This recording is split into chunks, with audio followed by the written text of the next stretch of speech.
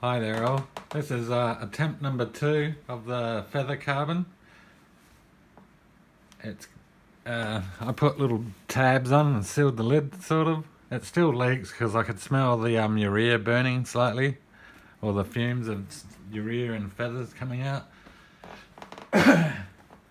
And this lot was had 8 grams of urea, and about the level was about packed to there of feathers, and it was cooked at 225 degrees for 26 hours, but I had to do it over a few days, so because I have to watch the furnace, so it had a rest overnight. So I'm not sure if that's legit or what. Maybe it helps or it doesn't help. You have to do it in one go, but I just couldn't.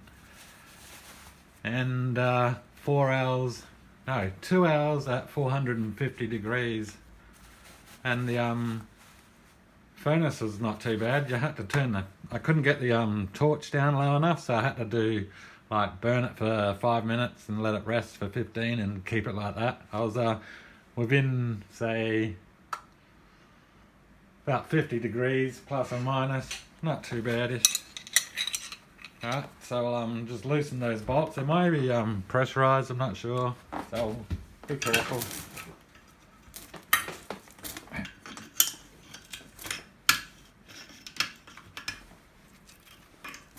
That one's off, loose, I should say.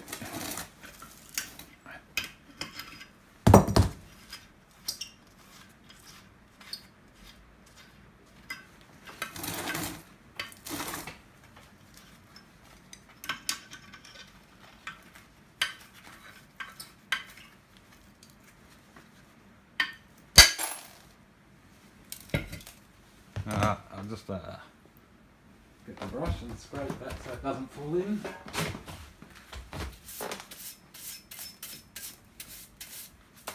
That's just oxides of the metal burning off on the outside.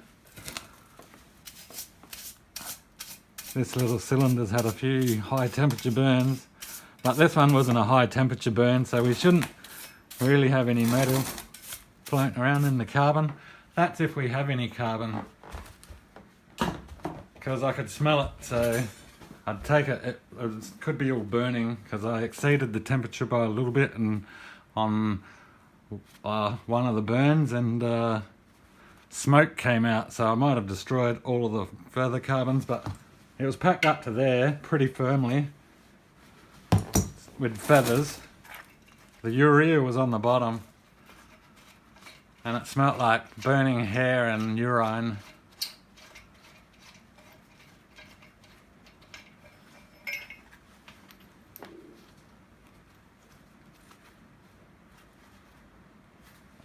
It didn't get too hot. The bolts are still pretty unoxidized.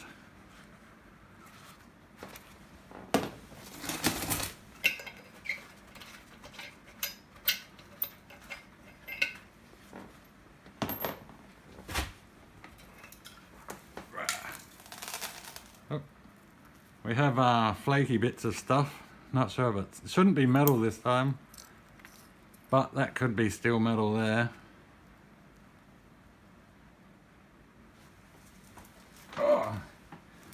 There we have something in there. It's not feather shaped, so it hasn't maintained its shape. Well, I can tell. Very shiny. So it shouldn't really have metal particles because we didn't get it that hot. There's a lot of growth on the outside. I gotta try not to if you can see that stuff. This pot's heavy. It's like 8mm wool. It's an old CO2 cylinder. Let's get the probes and jam them into that stuff.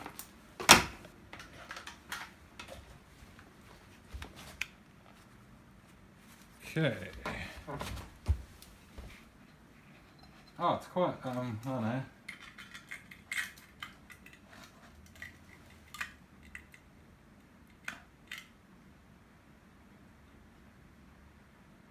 It's pretty high, it's like mega ohms. But let's see if I can get a piece out.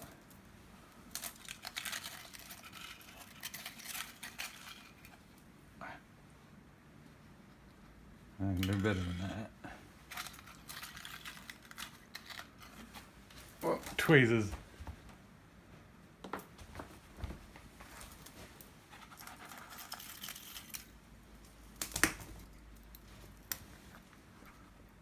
It looks the same as the other stuff actually. Very shiny. Let's see what it looks like under the...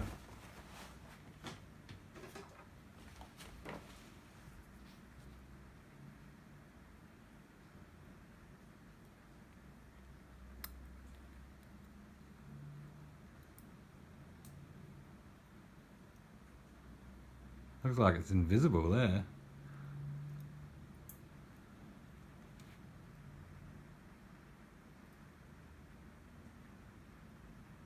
Does that look like a feather?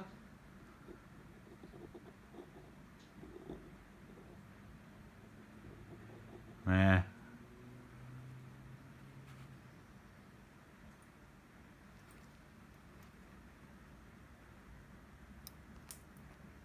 Right, magnet test.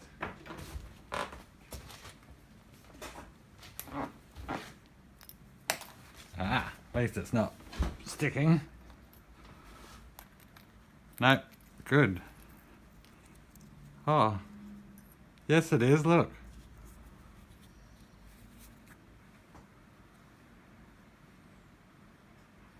Or am I imagining that? No, it is, look.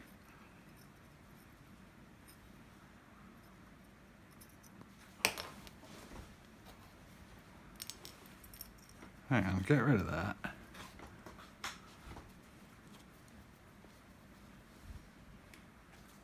It's hard to line up. Yeah, look. It wasn't at first. Not that bad. Now it sticks. Or does it not stick there? Oh. Yes, it does. Alright, so that can't come off of that. Oh, well, carbon is sort of a catalyst.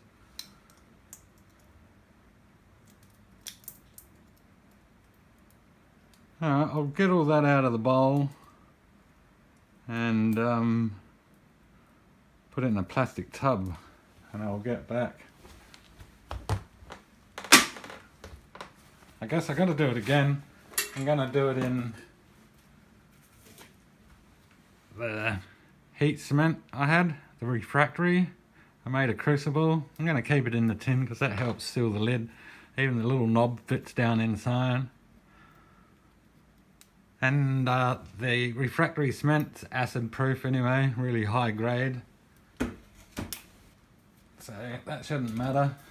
And the wrinkles is just the baking paper which I used to form it with. Alright, I'll be back. Okay, I'm back. I've collected the larger chunks of carbon. Those ones should be free of any sort of metal filings or anything.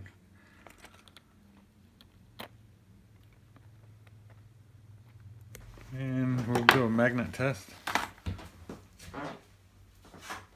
No smell to the carbon at all. Now, okay, they don't stick to the magnet straight away, but I'll move my little camera out the way. Okay, have a magnet.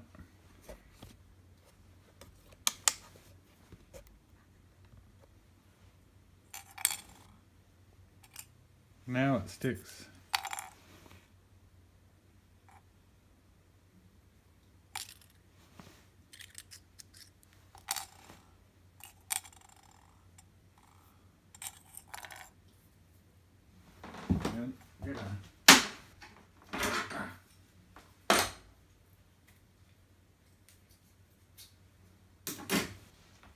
Hard drive magnets. So this piece here hasn't been near the magnet. Oh yeah, it's magnet, it attracts to it.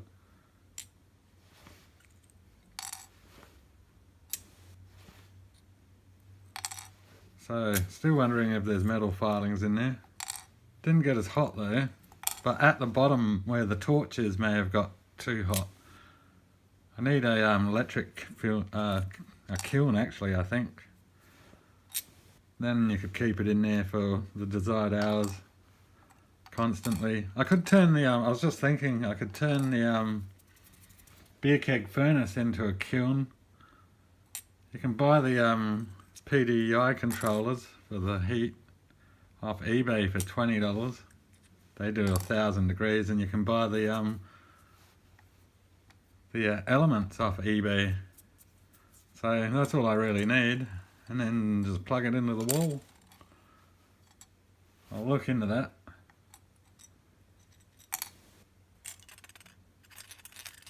So this stuff attracts to magnets.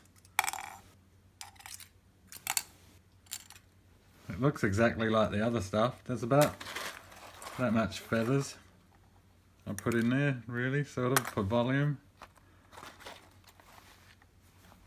This is the other stuff on the bottom. This will probably be more contaminated with parts of the steel container. I think letting it cool down and then heating it up makes the inside split off too. Because that's the first time I had this much of the metal wall coming off. But we'll look under the scope because there's bits of flaky stuff. See that funny coloured stuff there? That's different to the other stuff. They could be like little sheets of graphite or graphene or something growing, or bits of metal. So we'll look at them under the scope later. Ow. Alright, so I've got the scope set up. We'll I'll find a decent sort of piece. It's got like two sides. It's got like a front covering, which is sort of more solidly dense, and the porous side. So we'll check out both sides under the scope.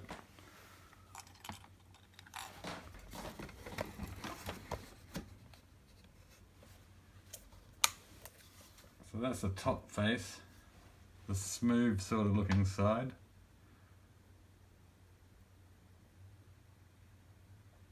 So it just looks like the other carbon. We'll zoom right in. It's a 500 scope, but it's hard to get the light and everything right. So we're at maximum zoom. Can we get focus?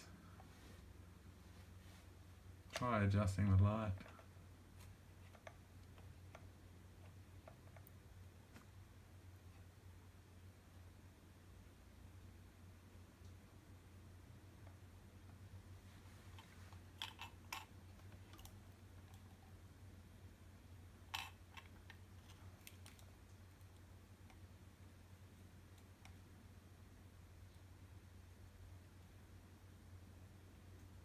Yeah, I've turned it upside down. We'll look at the other side. Right, that's at max zoom. I'll try to zoom out. It's a manual zoom. It wobbles around too much. It should be some sort of button interface. So zooming all the way out.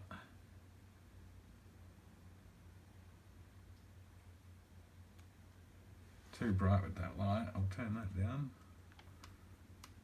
Right.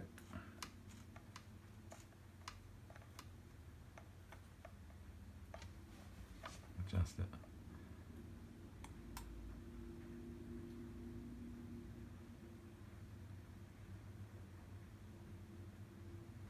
I see, we're looking at layers.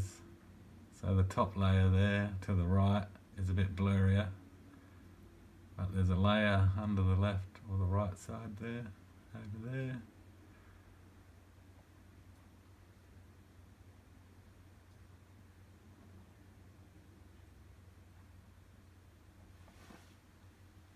Right, so that's that bit of carbon. We'll check out that other stuff on the flaky stuff. That flaky stuff right there we want to look at.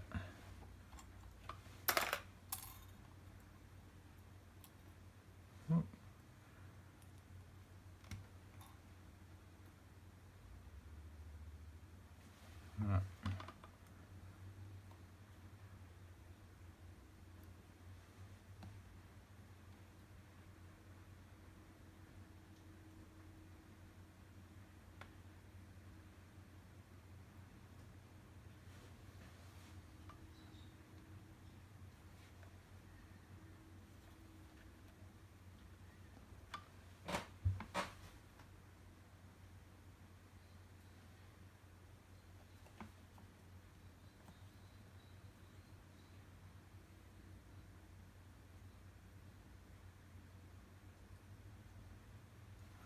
fly has to get up.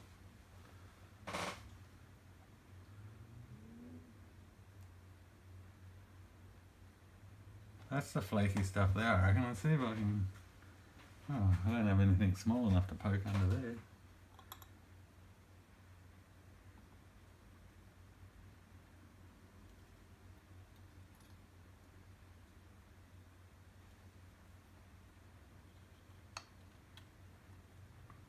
That's the tweezer's head. Oh, moved it around too much. Oh, turn that off. It's got a light bulb.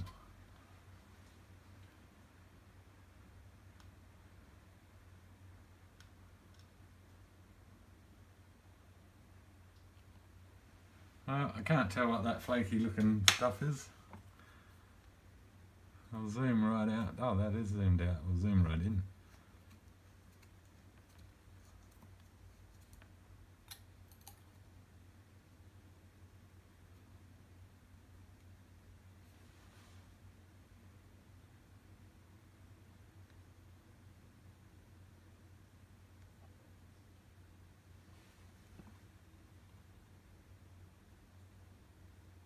Oh, the slightest touch moves it about 1 millimetre. It looks like a metre there.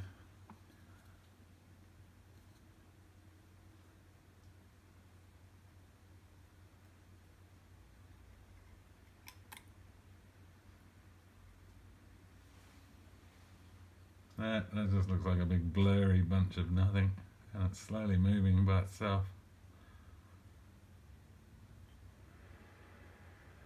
Or it looks like it's moving.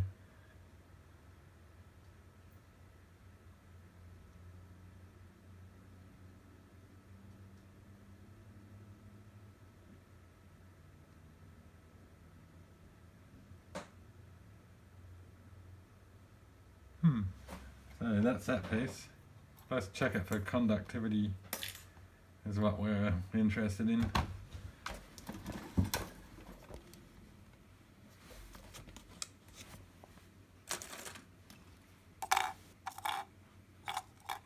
It's really light. It's as light as the feathers, actually. It's like the sugar carbon has weight to it. This stuff doesn't. Let's get the scales.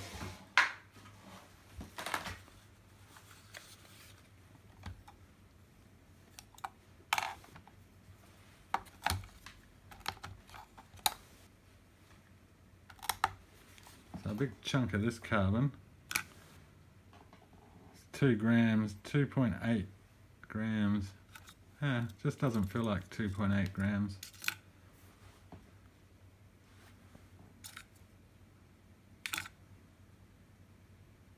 Yep, 2.86 grams.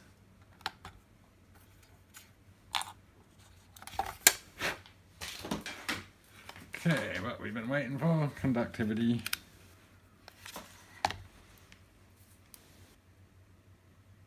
Okay, it's on auto setting. It's a bit hard to see, but the probes are touching.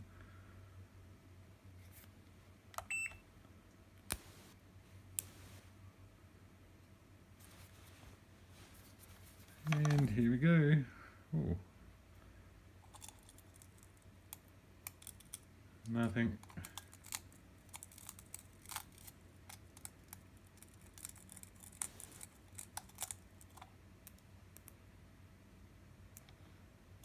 Nothing really.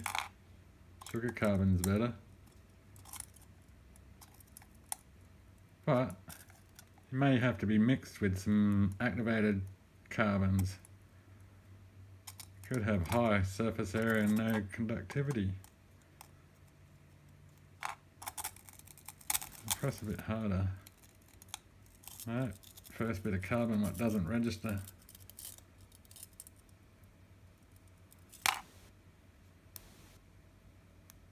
Yeah, multimeter's working. Let's try there.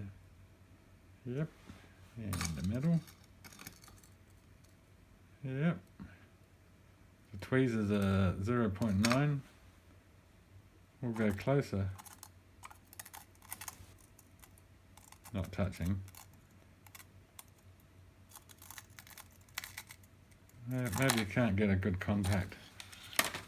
try another piece.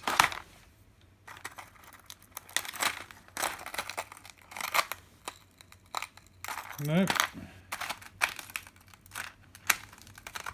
Zero on the conductivity on this stuff, whatever it is. Very shiny looking. No conductivity. Oh, you can't even see anyway, but there's nothing to see. How weird. Any in this stuff?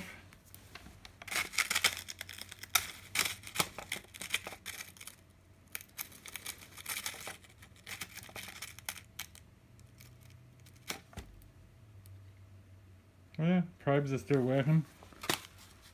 So, I don't know what's going to happen there. This stuff is conductive. See? So that's more like metal. That is metal, probably from the outside layer of the tank.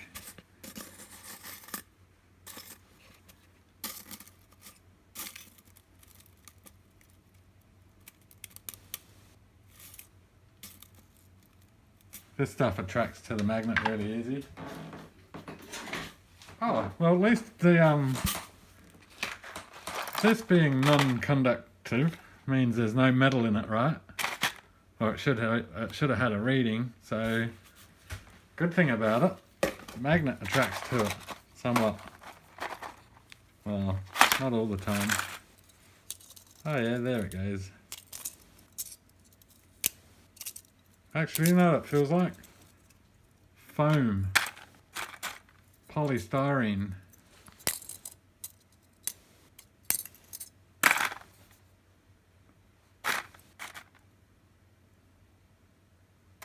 It doesn't pick up each other.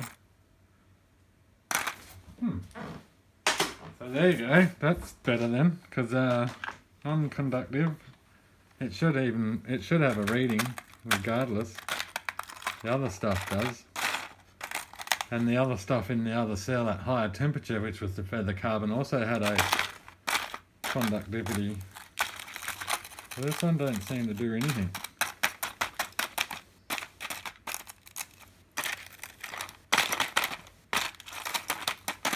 Well, so it's attracted to a magnet. Wonder if it's attracted to steel.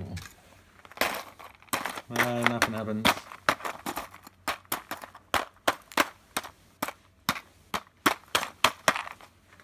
I've noticed the attraction to the magnet isn't that great. Normally uses a bit more force to pull this stuff off. Maybe we have finer metal particles, perhaps. But the thing didn't go past 800 or anything. Didn't even go past 600. It may have went past the 600 at the bottom, perhaps, because it was around about 460 at the top of the fire extinguisher, and that's fair way.